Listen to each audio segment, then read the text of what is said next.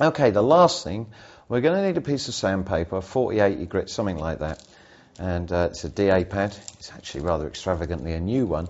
But what we need to do, whether we're refitting new brake shoes, new drums, reusing the original shoes, it's just good working practice.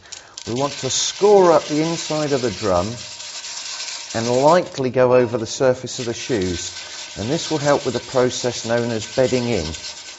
Because we're going to adjust the shoes now, but after a couple of 100 miles they will bed in and they will need readjusting. So it's really important that you do that. Modern cars have self-adjusters on them, especially on the handbrake. Old Volkswagens most certainly don't. You don't want to score too much on here, but very lightly. And again, you're best off wearing a paper mask when doing this job. Finally, an old school trick, and some shoes do come like this, is just to very gently take the edge off. It's just something I was taught many, many years ago. Just to knock the edge off to assist with the drum sliding over the shoes when you put it back on. Okay, one last thing to do then is just to do a visual check. You can use a screwdriver as long as it's clean. Just to visually check that the shoe is fairly much in line all the way round. You may need to just tap it up or tap it down a little. It's just to assist with sliding the drum on. And the same again the other side. Tighten touching at the top. And it's quite loose down the bottom, which tells me we'll probably want just a tiny little tap down. And remember, all this time, make sure your hands are free of any grease. And then fingers crossed, as long as we didn't over adjust the shoes, and remembering to line up the holes if you're going to be using the bolts again. Put them on, and there we go, slide straight home. Now, if you haven't got alloys, you've got the standard steel wheels, put your bolts in now. And that last little bit we need to wiggle, and then it will go home.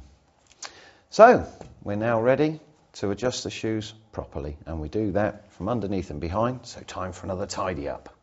Remember from what we saw before, we're poking through the hole at the back of the backing plates, and then we are just putting the screwdriver into the stars and rotating. And if you go too far and you've not got the drum locking up, and you can check from time to time quite simply by putting your hands on here and rotating, you'll hear a little bit of noise obviously, but at the moment it's still slack. You're going the wrong way. One side goes up, one side goes down. Okay then, nearly there. And what you want to do is do it all the way till it's tight. You can't move it any further. And it should be tight on the drum there. There we go. Just about move it with a lot of force. And then back it off a couple of clicks. And just for your information, it's something that even I forget occasionally. When you're tightening up on the front hole, you'll go in a downward motion for the cogs. Okay, we do the same with the back ones now, which will be in the upward motion to lock it up. And then we'll just about be done. Just the handbrake to go.